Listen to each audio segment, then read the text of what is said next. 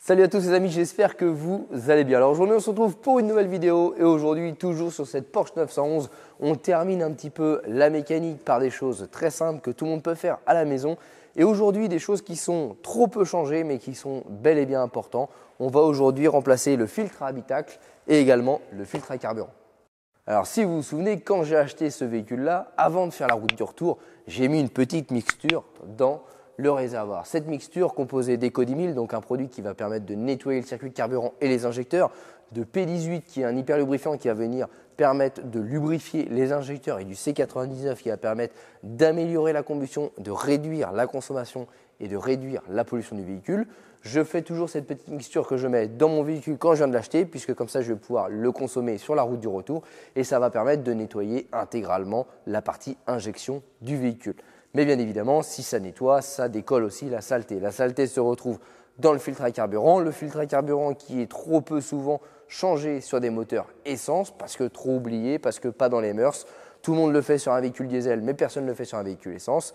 Et donc aujourd'hui, on va le remplacer. Le fait d'avoir fait un gros nettoyage avant permet d'avoir décollé toute la saleté potentielle qu'il y avait dans le circuit, l'avoir stocké dans le vieux filtre. Et aujourd'hui, on remet un filtre neuf pour repartir sur une base propre. Les intervalles de vidange, en termes de préventif sur un véhicule essence, on va dire 60-70 000 km. Tous les 100 000 km, c'est quasi obligatoire de le remplacer. Là, le véhicule a 163 000 et je peux vous garantir qu'il est absolument d'origine, j'ai aucun doute. Et comme nombreux véhicules essence, les filtres sont jamais changés. Donc changez cela, faites-le et ça vous évitera de cramer des pompes à essence. Parce que si votre filtre à essence vient se boucher, la pression de carburant, la pompe à essence doit forcer pour maintenir la même pression de carburant pour traverser le filtre. On fait forcer la pompe, on grille les pompes et après on trouve toujours que le problème c'est la pompe à carburant alors que le problème c'est juste un problème d'entretien du véhicule sur un simple filtre. Là en l'occurrence ça vaut une petite quinzaine d'euros donc c'est dommage de s'en priver et de se retrouver en panne sur le bord de la route. Et également, je ne sais pas si vous l'avez vu, mais quand on a ramené le véhicule, j'avais mis un petit peu la ventilation assez forte puisqu'on était sous la flotte, donc j'avais beaucoup de buée à l'intérieur du véhicule. Et on a eu beaucoup de petites projections de saleté qui est sortie des bouches d'aération. Et donc je me suis dit qu'à mon avis, le filtre habitacle, pareil, a été certainement oublié d'être changé, sachant que j'ai à peu près tout l'historique sur facture du véhicule et qu'à aucun moment j'ai vu passer une facture avec le filtre habitacle. Donc les amis, c'est parti, on va le changer également. Pourquoi le filtre habitacle, c'est important? Et alors première chose, il va filtrer toutes les salissures qui vont arriver de l'air extérieur. Donc pour mettre de l'air dans votre véhicule, on va venir capter de l'air extérieur, on va la filtrer, on va vous la renvoyer. Si vous demandez de l'air chaud, elle va passer dans le radiateur intérieur d'habitacle. Cette air, elle va être chargée en poussière, en pollen et en pollution. Les filtres, entre guillemets, à pas cher, vont filtrer la poussière et le pollen. C'est ça. Si vous faites beaucoup de villes, je vous conseille d'investir quand même dans un filtre à charbon actif. C'est des filtres qui sont noirs et qui, eux, vont capter la pollution. Moi, en l'occurrence, j'habite en campagne, je fais que très peu de villes. Sachant que c'est à peu près le double du prix, je ne vois pas l'intérêt de mettre un filtre à charbon actif, étant donné que je change quand même régulièrement mes filtres. Donc ça, c'est qu'une question de point de vue. Après, vous faites comme vous souhaitez. Donc les amis, c'est parti, on attaque le remplacement de ces deux filtres. Il y en a un qui va se trouver sous le capot avant au niveau de la baie de pare-brise et le filtre à carburant va se trouver à peu près au centre du véhicule. Donc là, il faudra passer par-dessous. C'est parti, on attaque le filtre habitacle.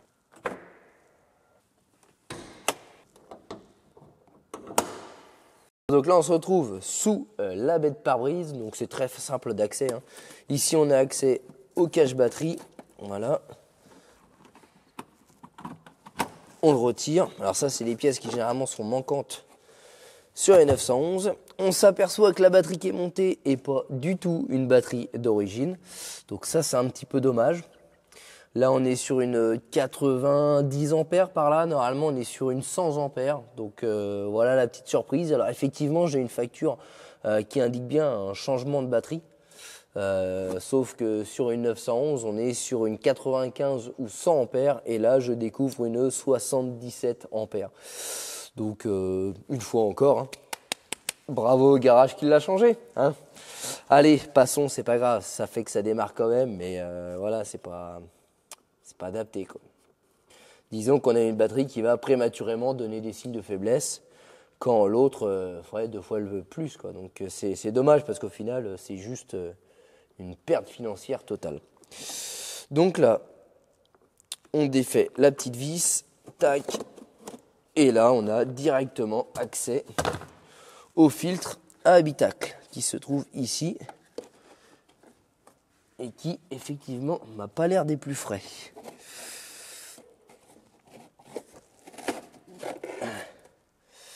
Ouais, il n'est pas frais du tout, du tout. Hein. Alors, il a un peu le look d'un filtre à air à charbon actif, sauf qu'en fait, ce n'est pas du tout un filtre à air à charbon actif, hein, puisque là, on peut bien voir la délimitation entre le filtre neuf et le filtre usé. Donc là, effectivement, c'est un filtre à habitacle qui a un petit peu de kilomètres, celui-là. Hein. Mais un filtre à habitacle à charbon actif aura un petit peu cette couleur-là, mais d'origine. Voilà, pas une fois sale. Donc là, on peut clairement voir dedans. Voilà, vous voyez, hein, là c'est, voilà, vous voyez, il y a à manger dedans, quoi. C'est vraiment très très très dégueulasse. Voilà, et vous voyez bien que normalement il est blanc. Si je prends des alvéoles qui sont plus propres, il est blanc de base. Donc voilà, ça c'est clairement poubelle et on va mettre tout simplement le neuf en lieu et place. Alors on a un sens hein, sur les filtres, bien faire attention. Hop. Voilà, et là on a une petite bride qui vient comme ça. Alors, par contre, je m'aperçois qu'ici, c'est un petit peu la piscine. Vous voyez? Là, on a tout qui baigne dans la flotte. Je ne sais pas si vous voyez bien là, mais là, c'est la piscine. Là. Et ça, c'est tout sauf normal. Donc, à mon avis, il y a une évacuation d'eau qui doit être bouchée. Parce que là, on est sur la baie de pare-brise, c'est-à-dire que l'eau peut ruisseler à l'intérieur et couler là. C'est pas forcément anormal. Par contre, ce qui n'est pas normal, c'est que l'eau stagne. Donc là, il faut que je regarde. On doit avoir forcément un petit trou avec une petite évacuation qui, à mon avis, est bouchée. Donc là, vous voyez, hein, c'est un petit peu trempé de chez trempé. Alors, ce qui montre bien qu'à mon avis, c'est bouché, c'est qu'ici, vous voyez, vous avez un amas de feuilles de je sais pas trop quoi là qui se promènent. Voilà. Ce qui montre bien que ça date pas d'aujourd'hui, c'est de cette pièce-là qui est totalement rouillée. Hein, cette pièce-là qui vient maintenir le bac batterie. Donc ce qui confirme bien que le garage qui a changé la batterie, il s'est forcément rendu compte qu'il y avait quand même un petit problème d'eau là-dedans. Donc encore une fois, voilà quoi. Hein. C'est pas du travail ça. Donc la petite pièce elle est rouillée, bon ça c'est pas grave du tout, un petit coup de sablage, un coup de peinture. Le reste est impeccable, on n'a pas de traces de rouille, hein, je suis en train de contrôler également. Mais regardez ici, on a une petite tétine d'eau. Et c'est cette tétine-là qui est bouchée, vous voyez, hop, et l'eau s'évacue dessous. Donc là, je vais aller chercher mon petit compresseur, ma petite soufflette, on va souffler là-dedans, et le problème sera résolu. Voilà. Donc un problème de merde, voilà, 3 feuilles qui bouchent une sortie d'eau, peut faire que l'eau peut monter, détruire une batterie par exemple, mais aussi s'infiltrer dans l'habitacle par les conduites de climatisation qu'on voit ici ou de chauffage. Donc après, vous pouvez vous retrouver avec un habitacle totalement souillé comme j'ai eu sur ma BMW, juste parce que le mec, il a changé la batterie, il a vu qu'il y avait 4 cm d'eau, il s'est pas dit peut-être qu'à un moment, il fallait déboucher la conduite, quoi. Et puis bon, ça se voit quand même que ça date pas d'aujourd'hui. La batterie, elle est récente, hein. J'ai la facture de remplacement de la batterie, c'est très récent. Putain, merde. Ouais, ça m'agace, parce que ça peut tellement avoir des conséquences et ça prend tellement 3 minutes à réparer que franchement c'est déprimant quoi. Bon, on va chercher la soufflette, on va nettoyer tout ça et je vais contrôler de l'autre côté qu'on n'ait pas une deuxième tétine qui pourrait potentiellement être bouchée. Les feuilles, c'est pas grave, ça peut arriver, hein, honnêtement, c'est... Voilà, hein, il y a un véhicule qui dort un peu dehors ou à l'automne, etc. Mais merde, quand tu le vois, nettoie-le quoi. Là ça va, on le voit suffisamment rapidement, mais... La voiture dort sous la pluie ou vous roulez sous la pluie et vous lavez votre véhicule, bah vous en rendez compte quand vous avez les sièges, enfin les moquettes à l'intérieur qui sont mouillées quoi. Et là c'est plus la même musique. Hein.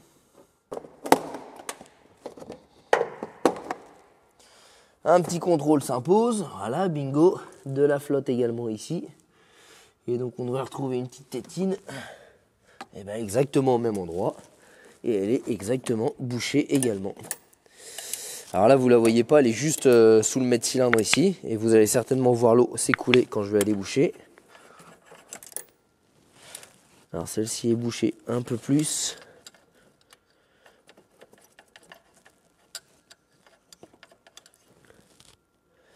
Celle-ci est bien bouchée. Je vais essayer de chercher le compresseur. Bon, donc là, je vais essayer de chasser la merde avec un bon coup de soufflette. Alors, à mon avis, ça va bien éclabousser là. Voilà. Et là, vous entendez, ça c'est cool.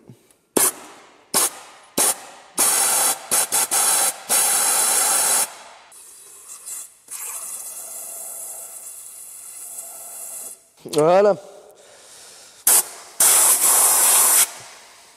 On va faire la même chose de l'autre côté. Vous voyez, c'est le genre de choses pas très compliquées, mais qui peut vite causer des problèmes pas très drôles. Et en 10 petites minutes, on a retrouvé un aspect totalement sec. Maintenant, il n'y a plus qu'à attendre que l'eau s'évacue. Et bien évidemment, on passera un petit coup d'aspirateur pour retirer tout cet amas de feuilles. Donc là, maintenant, on va remonter et ensuite, on va s'attarder au remplacement du filtre à carburant sous la voiture.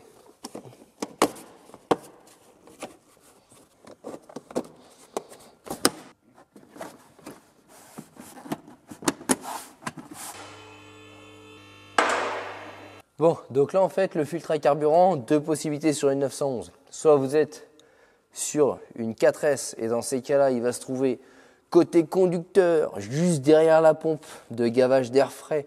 Donc quand vous ouvrez le coffre à gauche, entre la pompe à air frais et le désuileur, donc vraiment à gauche compartiment moteur, ou alors sur les Carrera coupés, il va se trouver sous ce cache ici. Donc là, on va retirer toutes les vis plastiques ici et on va avoir accès au durite qui achemine l'eau, donc le liquide de refroidissement du moteur vers les radiateurs devant. Et au-dessus des durites, on a accès au filtre à carburant. Voilà, donc là, on va pouvoir retirer le cache. Alors, idéalement, il faut retirer celui-ci, mais sur le pont, c'est un peu la galère. Voilà.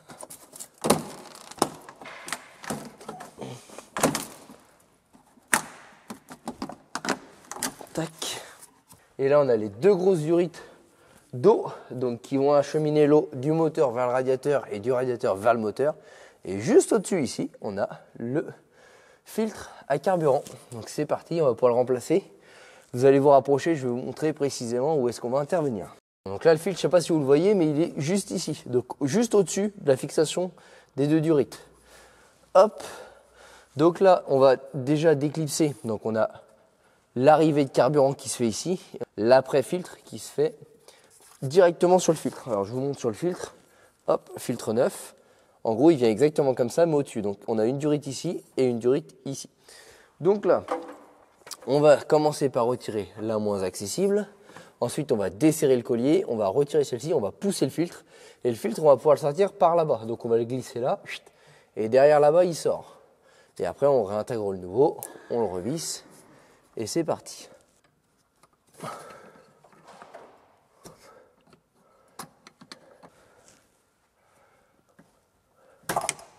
Voilà. Donc là maintenant je défais l'arrivée de carburant ici. Voilà. Enfin attention, ça coule un petit peu. Ça c'est juste ce qu'il y a donc dans la ligne de réservoir. Bon, donc maintenant que ça a terminé de s'écouler, on va pouvoir sortir le filtre. Donc là, on le retire de son collier. Donc là, on pousse le filtre jusque là-bas. Donc là, on le fout jusque là-bas. Et par ici, on va les récupérer. Voilà.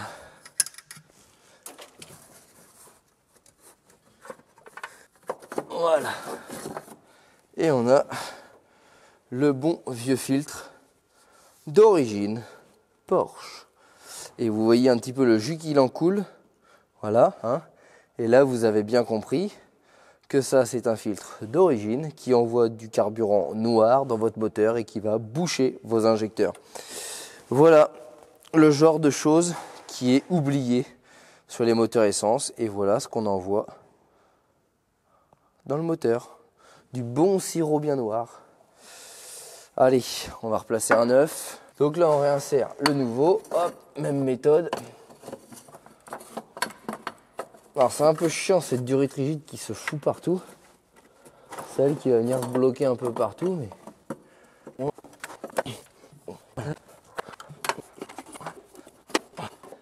clips. Hop, on remet le petit collier de maintien. Voilà, maintenant on n'a plus qu'à remonter le cache et ramorcer le circuit d'essence.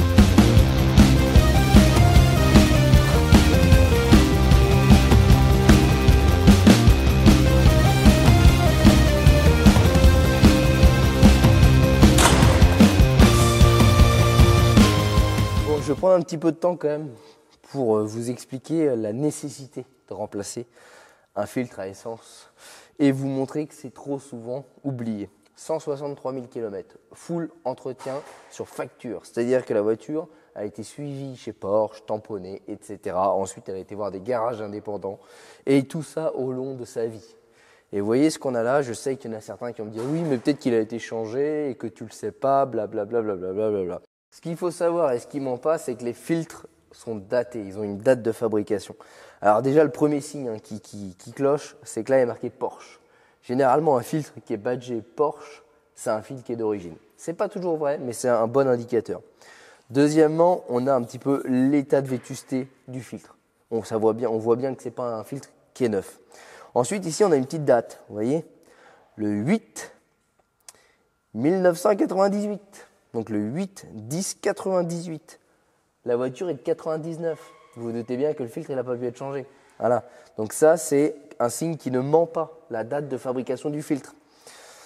Donc, bien évidemment, 163 000 km. Qu'est-ce qui se passe avec un filtre à 63 000 km, 163 000 km?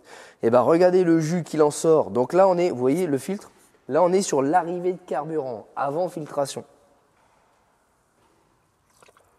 Voilà un petit peu le jus qui en sort avant filtration. Maintenant, après filtration, on a ça. Donc ça, c'est la capacité filtrante du filtre.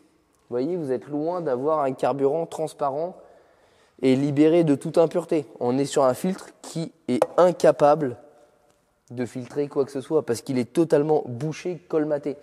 Donc, qu'est-ce qui va se passer?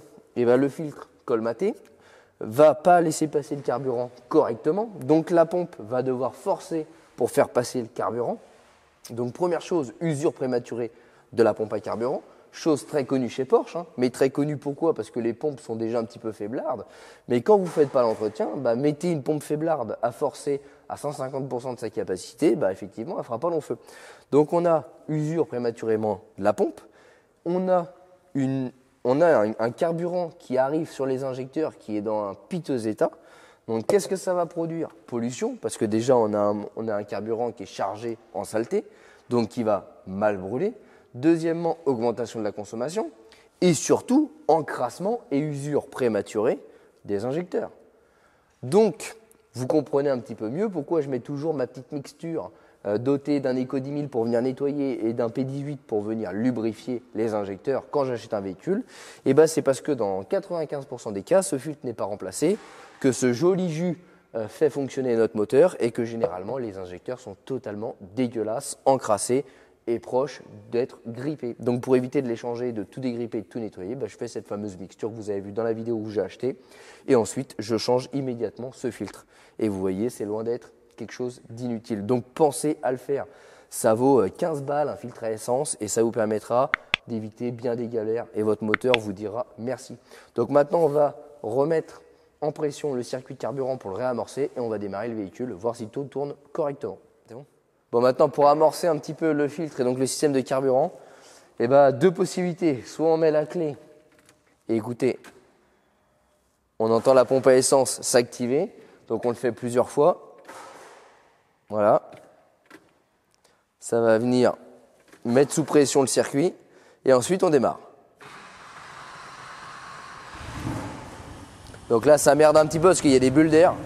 C'est tout simplement l'air qui passe dans le filtre, parce que le filtre est neuf, qui va arriver dans la rampe d'injection. Donc on va avoir des bulles d'air qui vont passer. Donc on laisse tourner 2-3 minutes au ralenti, le temps que le circuit de carburant évacue son air dans le réservoir, puisque vous avez un aller et un retour, hein. Donc l'air va passer dans la rampe à injection et va retourner dans le réservoir. Ça va mettre 2-3 minutes et ensuite ça va tourner impeccable. Donc ensuite, pour vérifier qu'on n'a plus d'air dans le circuit, c'est très simple. Pédale d'accélérateur, on met des petits coups de gaz. Si on a le moteur qui ratatouille, c'est que potentiellement il nous reste de l'air. Si ça ratatouille pas, c'est que c'est nickel.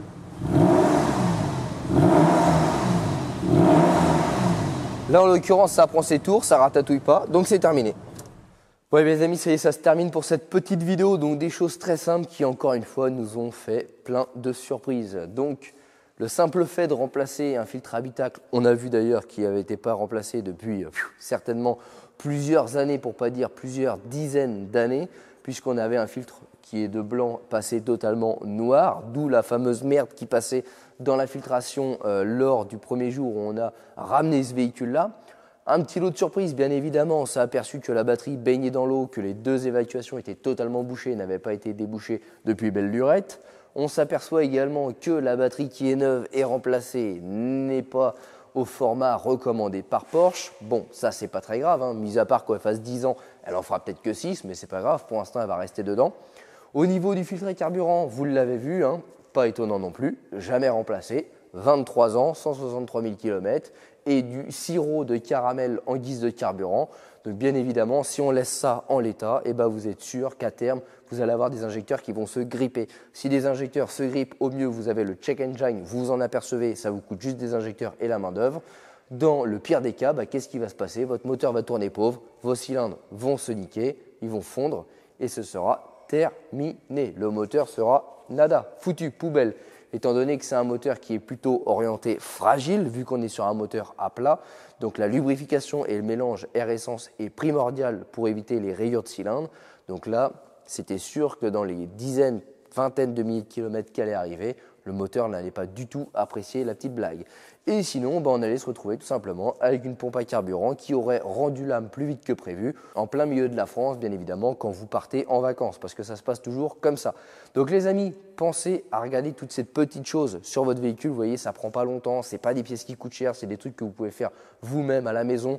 Inutile d'aller en garage pour faire ça et de vous faire facturer une main d'œuvre que potentiellement ils ne vont pas faire si c'est des escrocs.